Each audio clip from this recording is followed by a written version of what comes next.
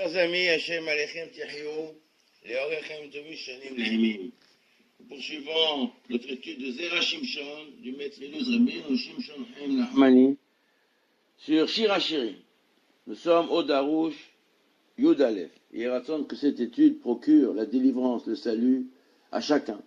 Et qu'Akadosh Baruch Hu exauce toutes nos prières. Ezenu b'Shem Adonai, Oseh Shamayim Va'aretz. Le verset dans Tehilim dit, David Ameler dit, Kitzalta nafshi mimavet, tu as sauvé mon âme de la mort. Alors, voilà, n'est-ce pas, Ragli midehi, tu as préservé mes pas, mes jambes, mes pieds, mes pas, d'être éloigné, de s'égarer. Tu m'as permis de marcher, d'emprunter devant l'Éternel, à la lumière de la vie, c'est-à-dire être illuminé, donc emprunter ces chemins, illuminé, guidé par la lumière de la vie. Ça c'est le pasouk. Nous dit le Rav,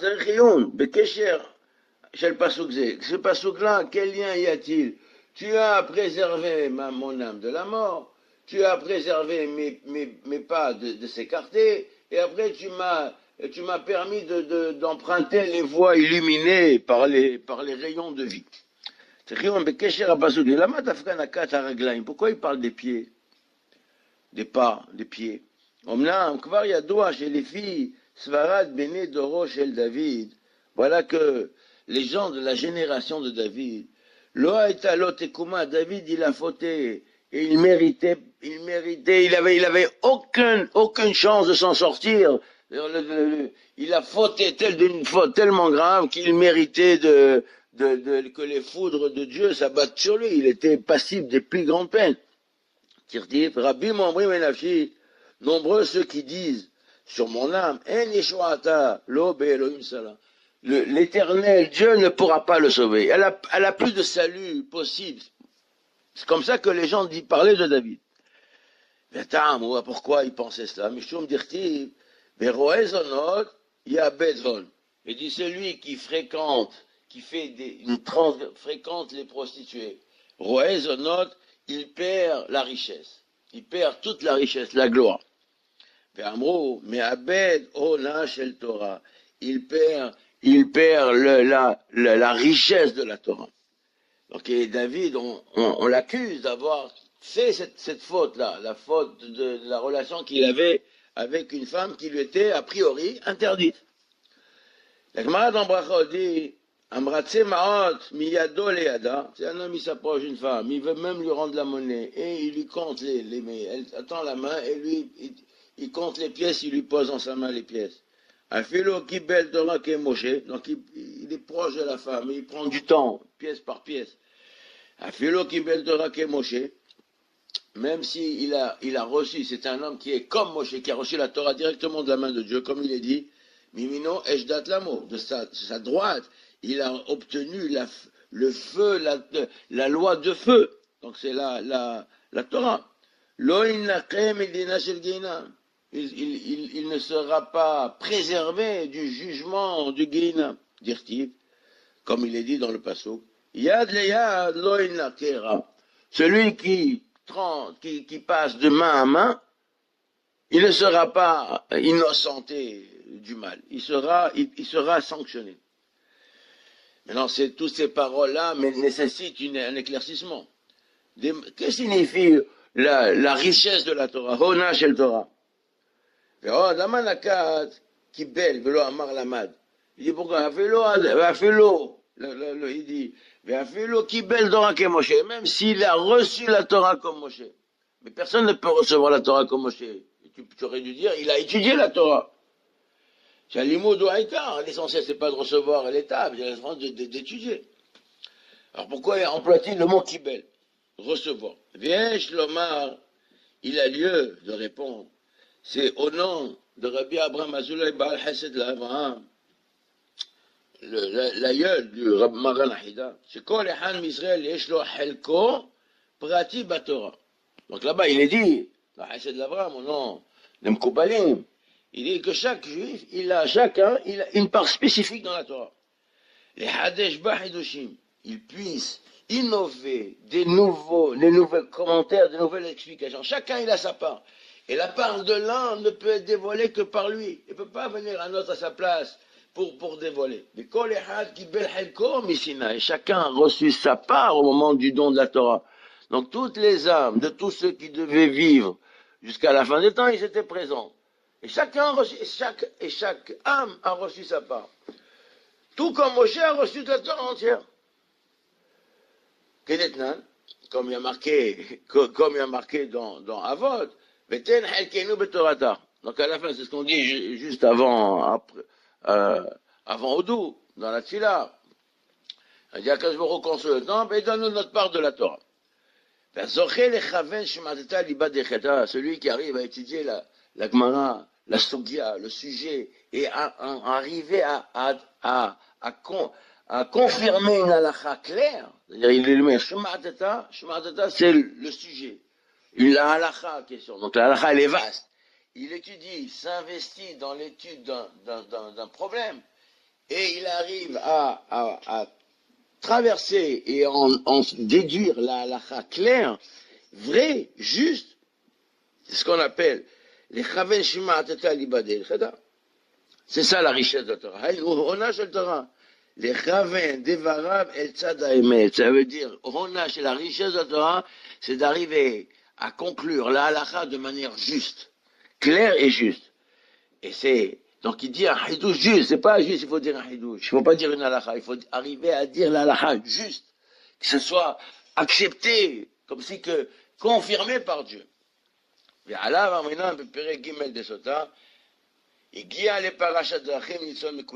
c'est à ce sujet qu'il est dit que quand il arrive à la croisée des chemins, alors il y a des dangers, c'est pas il sera sauvé. Il sera sauvé de tous les embûches.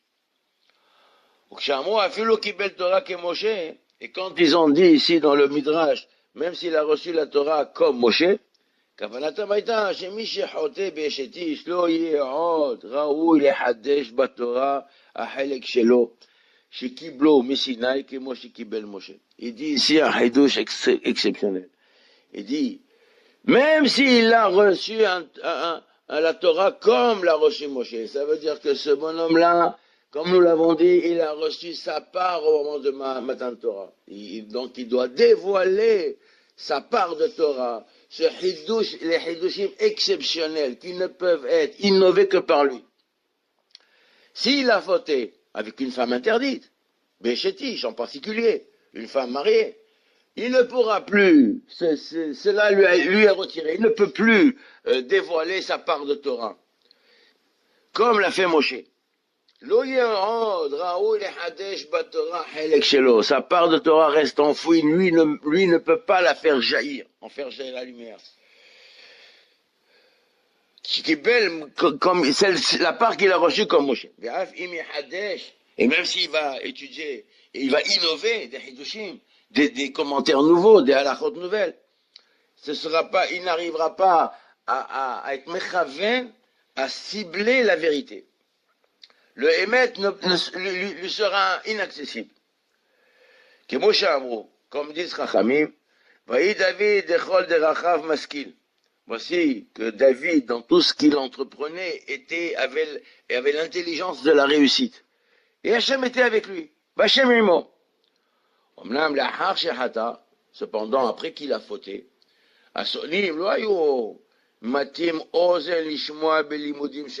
donc ceux qui le détestaient, ces détracteurs, n'acceptaient plus ses enseignements. Pourquoi? Parce qu'il dit, toi tu as fauté avec une femme mariée, les chidushim que tu dis, ils sont faux.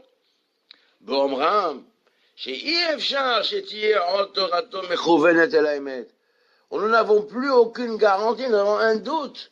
Si tes paroles de Torah sont conformes à la vérité, à la volonté de Dieu. Tu n'as plus les capacités d'innover de manière juste et vraie. Voilà que les Tosafot, ils ont dit dans Hérouvin, Yad, sur le sujet, Yad le Yad lo inakera, donc celui qui passe les pièces de sa main à la main de la femme et il en profite pour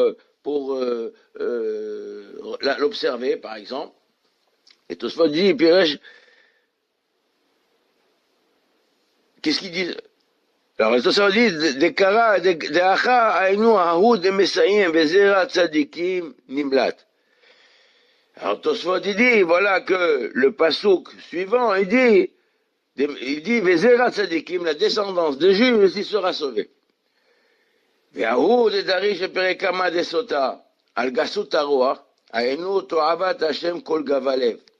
Donc il y a un autre pasouk qui dit que tout celui qui est suffisant et orgueilleux, il est considéré comme étant une abomination. Le pasouk dit Toavat Hashem Kol Gavalev. Yad el yad lo inake. De la main à la main, il ne sera pas innocenté, il sera sanctionné. Piresh arrive, et le Rif a expliqué leurs paroles, des Tosafot, des Katav, des Shema, Shesiyem, Akatouf, Zerat Tzadikim Nimlat, Anushim Yesh Lachote, Zechut Avot. Il dit, même celui-là qui a fauté, le Rif, il dit, même si celui-là qui a fauté, et il a un mérite de son père, de son grand-père, de son ascendance, ils sont des gens méritants. Aya nimlat bisrut avotav atzadikim. Ici, il aurait été préservé s'il a du mérite, même si lui il a fauté, il sera préservé par le mérite de ses pères, qui étaient des hommes justes. Imken, si c'est ainsi, David, Shaya ben Ishaï, David c'est le fils de Ishaï. Shaya tzadik gamour, voilà que Ishaï, il était un tzaddik parfait. Et la Gemara, elle dit dans Shabbat que s'il fait partie de ceux qui sont morts sans avoir jamais fauté, ils sont morts parce que la mort, parce qu'il s'est obligé de mourir. Il est Bechal, Bezerat Tzadikim Nimlat, donc par le mérite de son père, il sera totalement préservé. Ou Mnouké, il sera lavé de toute faute. Ou Medina Shel Geinam, il ira jamais au Geinam. L'Achar Sheashuv Bitshuva, il fait Tshuva et tout est réparé. Comme il a fait David. Mikol Sheken, voilà que nous disons dans la Gemara, Demi Sheba ala Erva veolid mamzer. Et la Gemara dans Ibamot, elle dit celui qui a fait une transgression, qui a eu un rapport avec une femme qui lui est interdite, une femme mariée par exemple, et il a eu un enfant, cet enfant-là est un enfant mamzer, c'est un gros problème. Maintenant lui, le père, il a fait tchouva, on le considère comme étant quelqu'un de correct, il s'est repenti.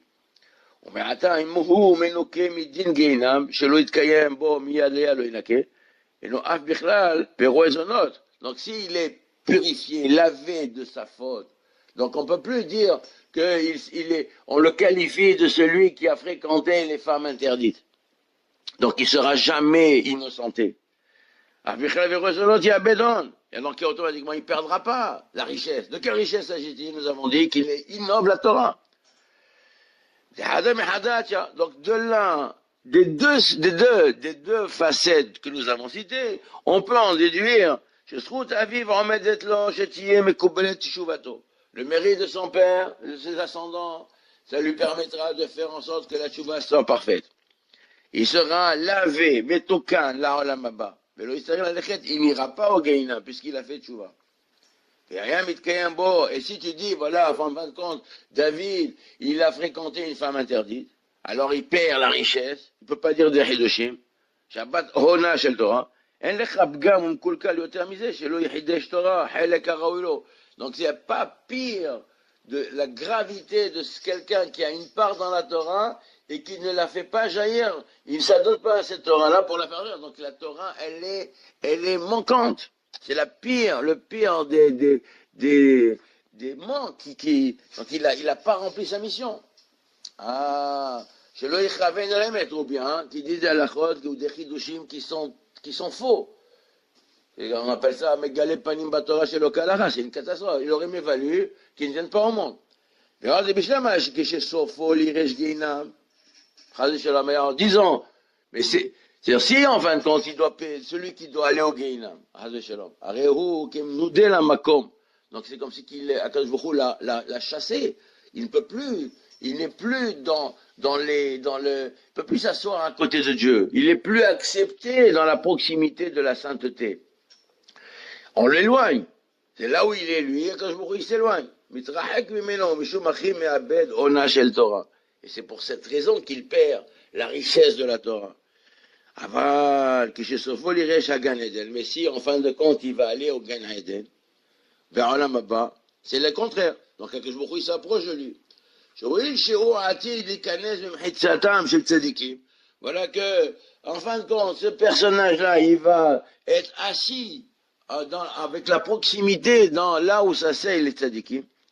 La Kedusha s'approche de lui et le soutient. Et en plus, après que la tchouva de David a été acceptée par le mérite de ses pères, c'est comme si il n'a jamais fauté, comme le dit Messé la Técharim. La tchouva, c'est d'arracher la faute, comme si elle n'a jamais existé. Et même si nous disons que David, il a eu un rapport avec une femme mariée, par le mérite de sa tchouva et le mérite de ses pères, il est dispensé, il est innocenté de toute sanction. Même si encore il est en danger de mourir à cause du din chez Pasak les Atzmo, à cause de la halakha que lui-même a fixé quand Nathan Hanavi est venu le demander. Alors Nathan Hanavi lui a dit, s'il y a un riche qui habite à côté d'un pauvre, et ce riche-là, il doit faire un grand séouda. Alors le pauvre, il a qu'une petite brebis, c'est la seule chose qu'il possède. Alors le riche, au lieu d'abattre un animal qui lui appartient de son troupeau, il prend la brebis du pauvre, il lui vole, et il a fait pour donner à ses invités à manger.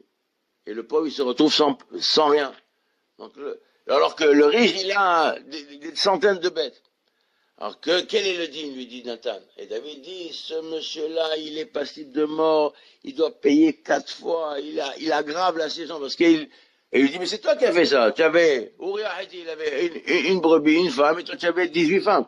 Donc pourquoi toi tu as besoin d'aller prendre sa femme à lui, et lui tu l'as tué? C'est ce qu'il lui a dit. Alors il dit, Shamar David, Hay Hashem, qui ben mavet haï. Cet homme-là, il est passible de mort, au nom de Dieu. Celui qui a fait ça. Après,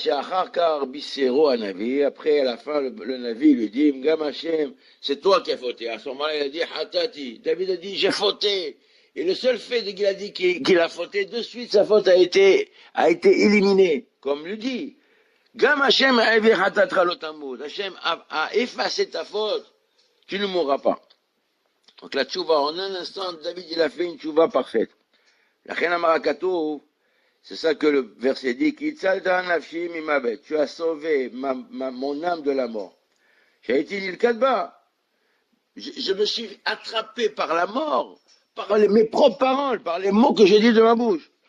J'ai décrété une sentence sur moi-même. Au Kvarayo, et déjà mes pieds, ils étaient saisis dans le piège de la mort.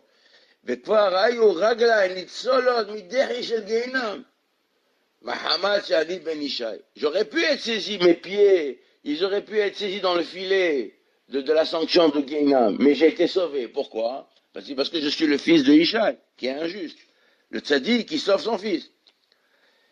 Et si je suis sauvé du Guénam, je suis obligé de dire, j'aurai une part, le mérite d'innover la halakha que je dois innover. Je dévoilerai au monde les chidushim que je dois innover ma part de Torah.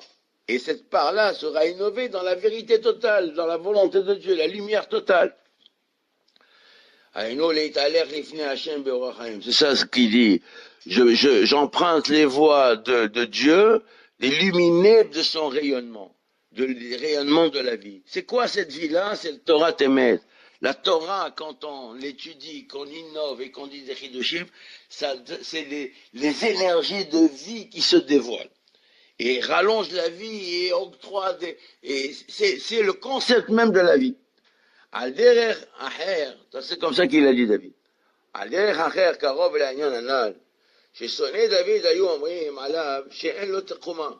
Les ennemis de David, ils disaient de lui qu'il a aucune chance de s'en sortir. Comme on a cité plus haut, le pasuk, Nombreux sont ceux qui disent, Rabbi Omri Menafshi, qui disent de mon âme, de moi, Rabbi Omri Menafshi, il n'a aucune Yeshua, le salut de Dieu ne peut pas s'abattre sur lui. Matayamut ve'abatshemo, quand est-ce qu'il mourra et son nom disparaîtra? Et même quand il étudiait la Torah, sa Torah, elle vaut rien. Sa Torah n'a pas, puisqu'il ne fait pas jaillir les énergies de vie, de lumière, de vie, puisque sa Torah, elle est fausse, il n'arrivera jamais à dire des paroles vraies de Torah, une halakha juste. Donc, il étudie la Torah, mais sa Torah, les éléments qui en jaillissent ne sont pas suffisamment puissants. Pourquoi? Parce que nous avons dit que celui qui fréquente les femmes interdites, il perdra la richesse de la Torah, d'innover des halakhot. La Gemara dit dans Shabbat, à ce sujet, Amar David, Lifnei HaKadosh Baruch Hu, Amoud Be'erev Shabbat, il dit, je vais mourir la veille de Shabbat. Amar lo Kitov Yom Bechatzera Me'alef. Il a dit, un jour de vie, un jour à côté de toi dans le Beth Midrash, que tu étudies, ça vaut plus que 1000 quoi, 1000 korbanot que Shlomo HaMelech il apportera. Tov li yom echad shata yoshev ve'osek batorah. Akadosh Baruch Hu lui dit, il m'est préférable un jour où toi tu étudies la Torah que 1000 korbanot, 1000 holocaustes que ton fils Shlomo va apporter plus tard sur l'autel. Ve'amar David, im itzalta nafshi mimavet, si tu as sauvé ma vie de la mort,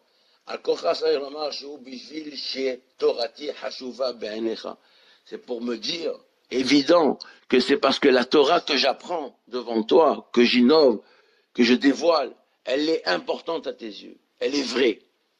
Et si c'est vrai que j'ai fauté, j'aurais jamais pu atteindre ce niveau. Si j'avais fauté, jamais il aurait accepté ma Torah. Jamais j'aurais pu faire en sorte que ma Torah elle soit une Torah acceptée de Dieu. Elle sera fausse. Ce sera des chidushim qui ne sont pas justes. Alors, Vadash et Gam Raglé, ça veut dire, il dit, la Racha, Malecha et Sapehoukan. Il dit au Racha, qu'est-ce que tu fais raconter mes lois? La Torah qu'il innove, qu'il dit, c'est une Torah inventée. C'est pas une Torah réelle. Et là, Vadash et Gam Raglé Nitzolo Midehi. Donc, même mes pieds ont été sauvés des pièges du Guéinam. Donc, je ne peux pas descendre. J'ai le Hatati Béchedi, donc j'ai pas fauté avec une femme mariée. Puis dire-t-il, au sujet de celui qui a fauté avec la femme mariée, il y a marqué Yad lo inake. Vezehu ot mofet li le teila techal lefanai. Donc ça c'est une preuve tangible, publiée, incontestable, que David il a été accepté de Dieu. Kilo avati hona shel Torah adrabba. Est-ce que le or be'orahim. Je n'ai pas perdu la richesse, la puissance, la lumière de la Torah. Au contraire, j'emprunte continuellement les voies qui sont illuminées par les rayons de vie. Il m'a dit dans Halek, dans Sanhedrin, Amar Rabbi Shimon ben Lakish, ma dirtiv, Va'imna mereshaim oram. Akadosh Baruch Hu empêche la lumière des Reshaim. Vezaroua Rama Tishaber. Et Zéroua Rama, un bras élevé, sera brisé. Pourquoi les yeux, le regard des Reshaim, il est suspendu? Il dit de la même manière que Akadosh décrète qu'un homme dans les cieux, en bas, il est pauvre, il devient pauvre en haut. Mais là, alors le Gemara dit pourquoi il fallait marquer? Il ne fallait pas marquer. Alors ici, il a écrit cela en l'honneur de David. Alors les Mfarshim disent, si elle a d'avoir l'oeg, elle a barshaim, velo batzadikim. Mais David, ayulo sonim arbe, umishumachi hafar kavanat anshe doro, et faire kavanat anshe doro, amar l'italer beorachaim. Il dit, les gens de sa génération, qu'est-ce qu'ils disaient? Ils disaient, David, il va dans un chemin qui le mène aux ténèbres. il va disparaître dans les abîmes. Et lui, il emprunte un chemin qui est le contraire de ça. Et ce qu'il dit, il dit, je vais emprunter le chemin qui est illuminé des rayons de vie. עוד יש לומר דרך רמז המינן בפרק ב' דשבת, ההוא יומא דבעי למנח נפשי. Le jour, la Gemara dit dans Shabbat, le jour où David devait quitter ce monde. Comme Malach HaMavet v'chame v'lo yachile. Le Malach HaMavet s'est présenté devant David, il ne pouvait pas lui prendre son âme. Parce que David n'a pas cessé un instant d'étudier la Torah. Avesalik bedarga, ifhe darga mitute. Donc il a perturbé, il a fait du bruit, il a empêché. Et un instant, il a voulu voir ce qui se passe, il y a eu du bruit, et un instant d'arrêt, et il lui a pris son âme. Amar David, כשאתה רוצה להציל נפשי ממוות, אני בטוח שלא תתחנה רגלי ליפול. Comme toi, Akadosh Baruch Hu, tu veux sauver mon âme de la mort, alors c'est ainsi que je suis certain que mes pieds n'iront pas, je ne tomberai pas. מכלל הן אתה שומע עליו, שניתנה בה שהקדוש ברוך הוא ירצה שימות, אז אין לו בטוח מזה.